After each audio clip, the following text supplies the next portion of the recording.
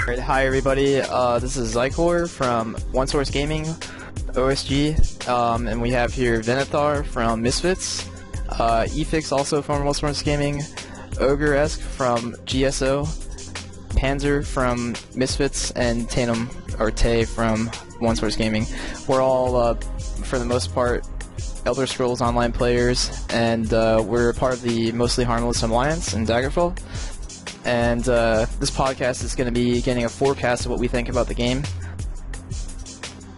Starting with the first question, being a PTS tester and playing the game in the beta, what do you guys feel about the PvE content? Do you feel that PvP is better than PvE? Is the story good? Is the game balanced for PvP? Anyone can take this up, go ahead. There were definitely a lot of questions there.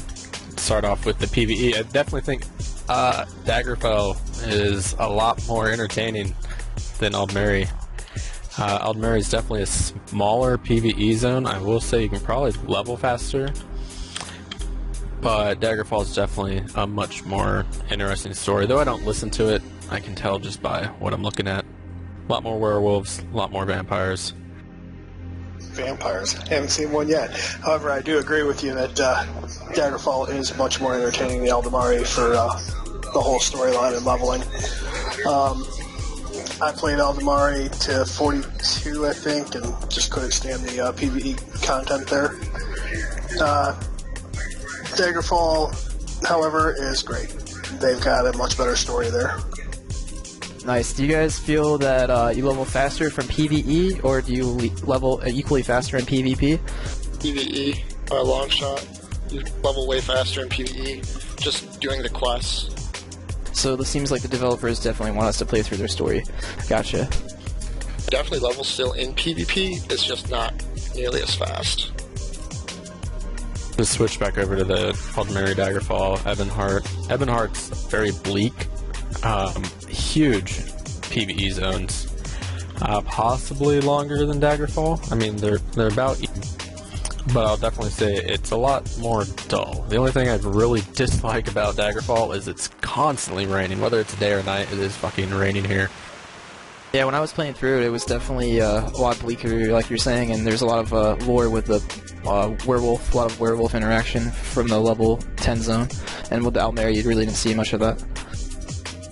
Aldmeri is very bright, feels a lot more happy. Daggerfall is definitely a has a darker-esque feel to the whole environment, up to at least level 3 zone, which is what I'm in now. We've talked about this in the past, but you guys think that the PvP will be balanced? Like, it seems like a lot of people are naturally inclined to play Ebonheart. Do you guys think there's going to be a zerging problem thing on the campaigns, I mean, in other games? To be honest, Zergs can be handled if you know what you're doing. Right now, it seems like AD gets the brunt of the attacks from both EP and DC. However, a well-directed Zerg can push through, and just the same, a well-directed defense can block a Zerg from going anywhere. Yeah, and go ahead, Panzer. Oh, go ahead, I cut you off last time. I'll say that the Zergs, it's more of a trade-off. I mean, it depends on the time of day. You're going to have every single alliance is going to, or faction will have its own Zerg. It just depends on the time of day. And it's constantly changing. And then after the reset, it's just after somebody claims Emperor, since the whole Cyrodiil campaign resets as far as the Center 6, it really just... Zerging happens, but it's not a factor. And it's, like Venethar said, I do believe it's quite easy to stop with an organized group. Yeah, there also are many different battlegrounds that a player can choose. And also it seems like there's our alliance is trying to get one big campaign with a bunch of big guilds fighting each other for competitiveness, so hopefully that won't be an issue with other ones, but it probably will be. Because who knows how many campaigns will it be. Cross our fingers. Yeah. So here's the next question. For all you PTS testers and beta weekend testers here, what do you guys think they should add to the game PvE and PvP wise for example, what PvP mechanics should they change and stuff like that? The main thing I want is a forward operating base that everyone and their mother can't come through. Yeah, that's definitely true. Hey, I got a story about that. Zycor threw up a forward operating base for a spawn. We didn't use it once, and it was gone within a good 30 seconds, 45 seconds. Yeah, there's definitely something you put out, like, you can't proactively put those out. It has to be, oh, our party wiped, let's put one down now. Yeah. Yeah, we actually have one person stay out of the fighting with a forward operating base, so that when we wipe, they can drop one and we can res before the rest of the people get there. It would be nice to see that change. I'm gonna say they need to, they definitely need to add dueling to the game in order for people to test out abilities in PvP, and just for when there's downtime and whatnot, they can just duel inside town and they don't have to go to Seer Drill with PvP. So I don't know how they should do dueling, but I think it's definitely my number one on the list. I don't think it needs to be ranked or any leaderboards like that. No, neither. I just want the ability to /duel. Kill my friend. I have a say feeling that I have the better build than my friend. But I don't think there should be any stat tracking associated with it, or any perks or benefits to dueling, except for passing time and having fun. I do think they are probably going to put an arena in the Imperial City. I think that's actually part of their plan. That limits you to, like, one faction gets it. Are there any aspects of the PvE in the game that you guys want to change? Well, before we switch topics, I do think that if they put a dueling in the Imperial City, that would just be great, because it would really give everyone the... if you could only duel while controlling the Imperial City, it would definitely give a reason to control it. It does take away time to duel, though, because you have to defend the Imperial City. I think we're taking Hey, you gotta balance that out. You sit there having a tournament, and, oh, guys, we just lost the Imperial City. Yeah, I don't know how that'd work if everyone just got ejected. One thing I want to add dueling for is, like, when you're out in the open and someone's stealing all your mobs, you can /duel them, and hopefully they accept and you can kill them. I love doing that. I don't see that happening, but if you put it in definitely. PvP zones instead of just PvE. Yeah, hopefully they actually consider that. I'd love to see this game go full loot PvP, open world. Oh wow, yeah, right, No. right. Wishful thinking. So for PvE, what do you guys think they should change about anything? Like, have any of you guys done the endgame content, like the level 50 zones? I don't think we have yet. I've done level 40 dungeons, Really? and they're like, they need to fix the tanking. How the game registers, dodges, blocks. They It's also- really messed up right now. They need to make things so they can be CC'd. I swear to God, every boss in that game is a problem for anyone that's a mage with CCs. I know me and Venathar have two-manned the group dungeons, mainly because everything aggro's onto me if I put a healing ability on my skill bar. Don't even have to use it. So the aggro system needs to be fixed a little bit. Cool. That's actually the truth. We did one dungeon, and he just had the skill on his bar, never used it, and I could not pull the boss off him for the life of me. I did about 90% of the damage, and the boss never touched me. Didn't even look at me funny. That's definitely something interesting that I didn't know. Yeah, from what have I been listening to, some guys on the PTS and just talking to people on the PTS, it seems like some of these quest lines and the quests in the main storyline are actually bugged, and hopefully they have that squashed by the time the game launches, because that can really cause a lot of trouble. And hopefully they revamp that. So I'm only 22 playing right now. I've only encountered 2 bugged quests so far, but they definitely take away from the game, that's for sure. They've probably been reported. Let's just hope they go through it. They probably have. It's still in beta, so. Here's the next question. You guys think this game's gonna have a smooth launch? Define smooth. No, like you are able to log into the game and play without. Well, queues will be enabled. You know, queues are all right, but like not being in log in at all might be a problem. Are we going smooth like World of Warcraft, or are we going smooth like Diablo 3? No. I'm It thinking can't get worse than Final Fantasy 14. I think that was launch terrible. day they're gonna have 1 to 2 crashes, mega server crashes. I think the official launch date won't be that bad. It's going to be the early access launch Oh date. yeah, the early access launch Yeah. date. And I don't know if it's actually gonna be the mega server as much as I think it's gonna be the login server that'll be crashing. From what I take it, a lot of people actually have been playing these beta weekends, and the last beta weekend was amazing, but the one before that was just terrible, and it seems like they changed their stuff around to make it not lag anymore. Yeah, the login server last beta weekend actually seemed to do pretty good. The server itself, though, still seemed to have quite a bit of problems.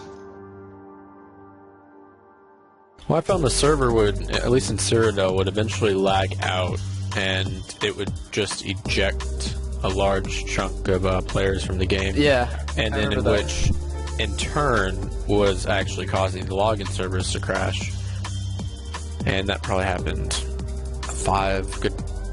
a lot last beta week, and at least 6 or 7 times. And here's the next question. Do you guys think that the game's actually going to last more than 2 or 3 months? Like, we've all played other games in the past, like all these new MMOs, we get really hyped about them, and we play them for a couple months, and then we quit them because it just gets stale and the content dies, we beat the game. You guys think this game will last? I hope so. Yeah, I can hope. I'll say that crafting is going to take the longest thing in the game. I like that. I like that part about Final Fantasy, actually. I liked how the crafting was actually pretty hard and had its unique... And I'll say this, if you're a min-maxer, you want to User entered your channel. get the legendary weapons, and when you craft a legendary weapon, you upgrade a purple to a legendary, it is bind on equip. So the only way to do it without actually looting one, which I haven't seen anybody loot one yet, you have to craft it yourself. So if you don't have the skills, the skill points allocator, or the crafting level in order to get to that, to use those legendary mats in order to upgrade, you don't get a legendary weapon unless you find it. That's cool. It seems like, from what I hear from many sources, many different people playing the game, is that the crafting gear, or the crafted gear, is actually some of the best gear in the game, which is really cool too. Going back to the longevity of the game, like, do you guys see yourselves actually rerolling alts once you hit 50 and like veteran rank 10? You guys like feel that as like a hankering thing you want to do? Well, the way the game is set up, it makes it easy. You don't have to start back at level 1 because you can just respec, and you have access to all your skill lines still. So I think rerolling is going to be really easy to do. As far as if you want to play a totally different class, unless you truly get bored of your class, I myself don't see myself rerolling. I don't see a reason for it because you're going to have enough skill points, and because you can reroll, you can master every single crafting tree. It's just a matter of you can't have all your points in that crafting tree at the same time, and all the different trees at the same time. I'm pretty sure I'll probably have one of every class. Yeah, so that definitely will add to the shelf life of the game and make us play it for at least a couple more months than 2 months, you know? Well, I mean, level 50 should only take about 3 days 3 days if you actually try. I haven't done the veteran ranks yet, so I'm not positive how much time they'll take. It's really hard in the PTS to dedicate so much time knowing that my character in Weekend Beta is higher level and this one's going to get wiped. Hey, I dedicated 10 hours trying to find the vampires. There's just more useful things I feel like to do in the PTS. This late in the PTS. Do you guys feel that the endgame PvP will be lasting? I've played games in the past like Warhammer and Dark Age of Camelot, and I've had plenty of fun just doing the type of PvP that we will be doing, like the world versus world stuff. And naturally they built in the realm ranks. Do you guys see yourselves grinding out the to like highest realm rank or alliance rank?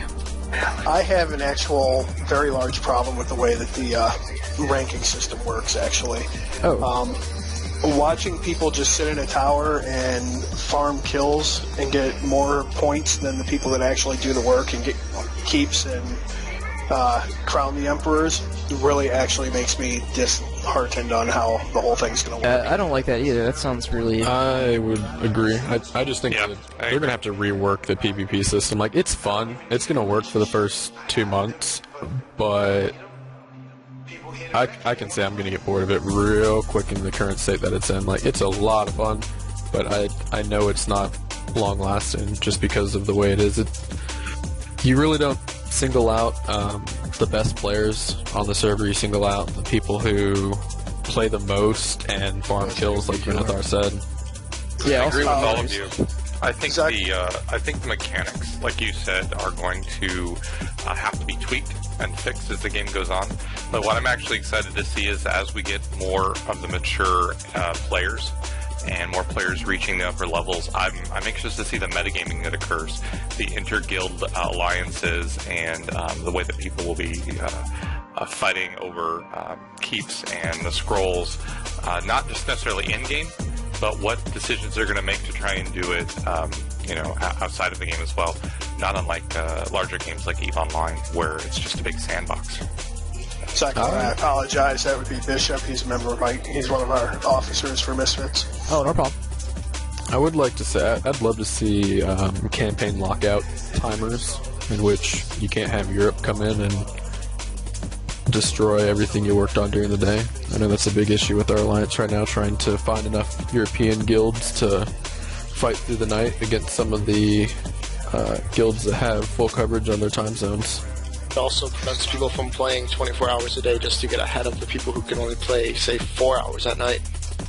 Yeah, I mean, I don't think it needs to be locked down. It just needs to be reasonable for people to so they don't get back on after they had captured 5 keeps and all of a sudden they're pushed back to their gates.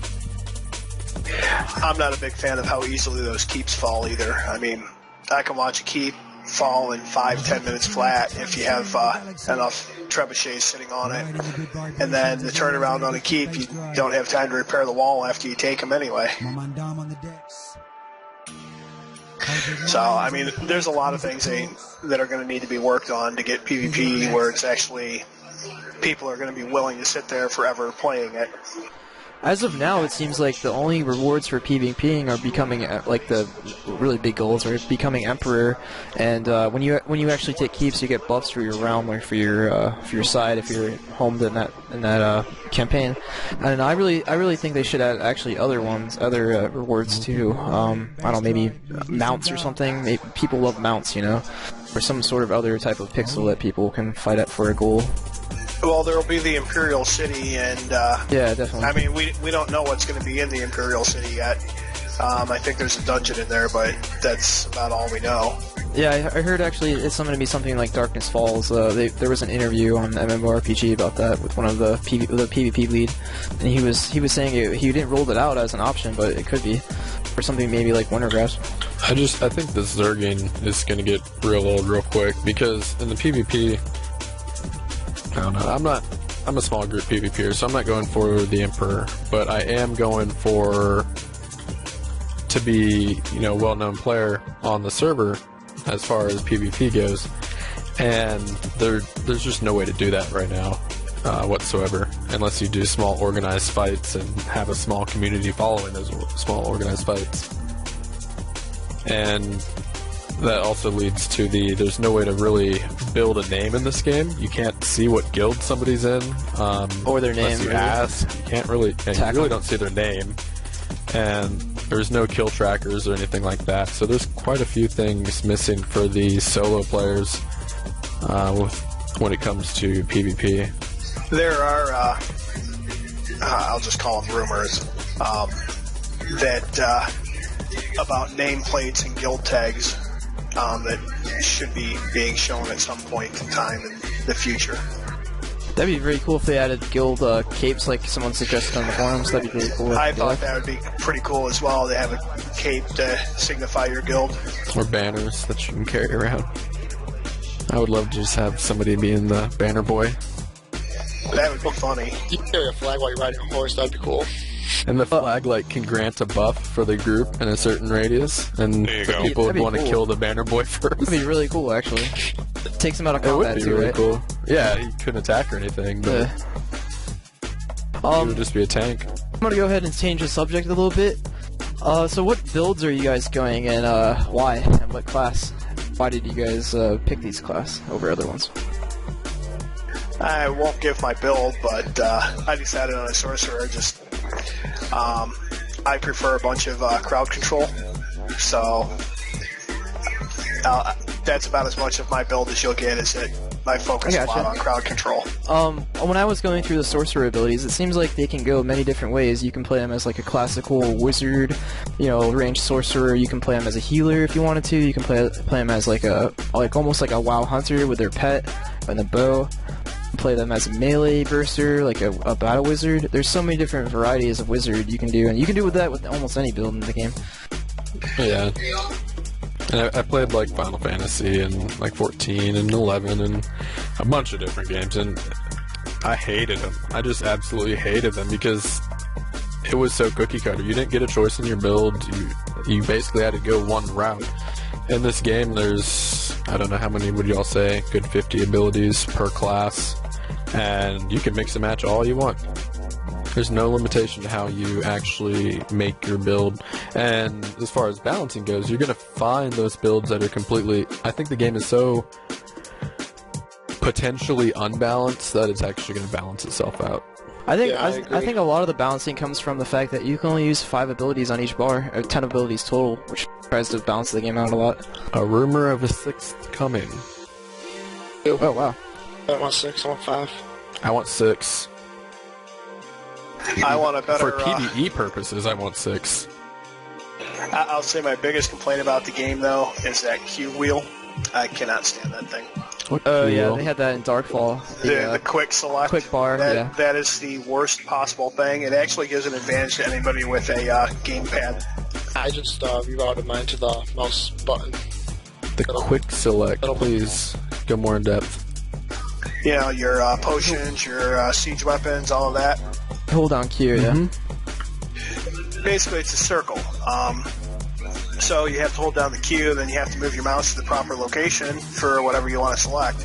If you had a gamepad, that's actually a lot quicker to do. They need to actually put it to another hotbar rather than that wheel. I can definitely agree with that. I tried that in Darkfall, did not use that little wheel at all whatsoever. But I did bind all those buttons.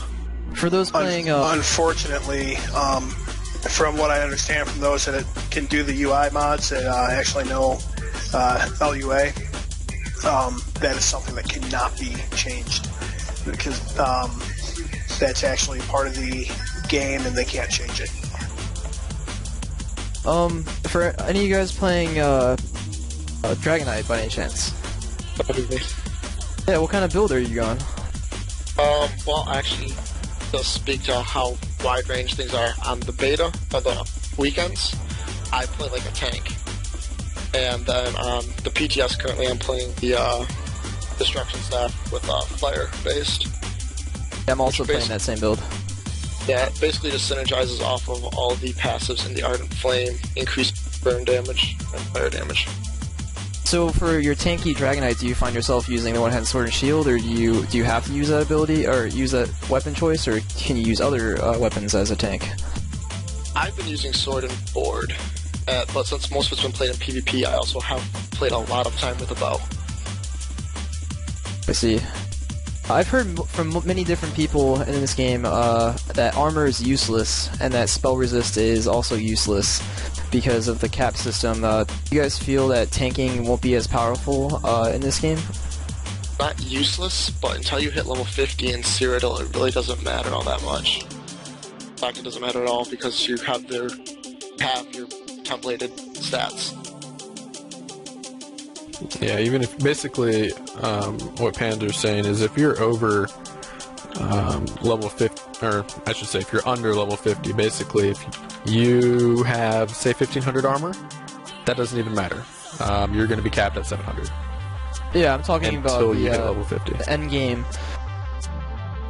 armor stats. I was listening to some other people talk about this, and they were just saying that the armor, since like some abilities in Dragonite and Sorcerer, they can cap your armor even without stacking armor using heavy armor. You guys think that's going to be a problem? Like for example, people stack certain stats in order to min-max their characters, even though it's easy to min-max your character. Well, I'm only 22, and I know this isn't in-game, but my Magicka is capped out. And I only have 19 points in 2 Magicka. Wow. I have an issue with the soft cap anyway, because basically at endgame your armor can max out all your stats to the soft cap, which basically makes your skill point or your stat points completely pointless to begin with. So, I mean, why do we have those points if they really make such a minimal amount of difference? It's kind of annoying. Yeah, I don't have an issue with the soft cap, just what the value of the soft cap is currently set at is way too low. I got you guys. So, we're gonna end this podcast for now. Again, if you guys want to know who we are, we're from Guild Misfit. That would be Venathar, Bishop, and Panzer. And OSG, represented by myself, Zycor, Tanum, and Efix. And the Guild GSO from Ogreesque, and we're all members of the Mostly Harmless Alliance on Daggerfall. Thank you guys.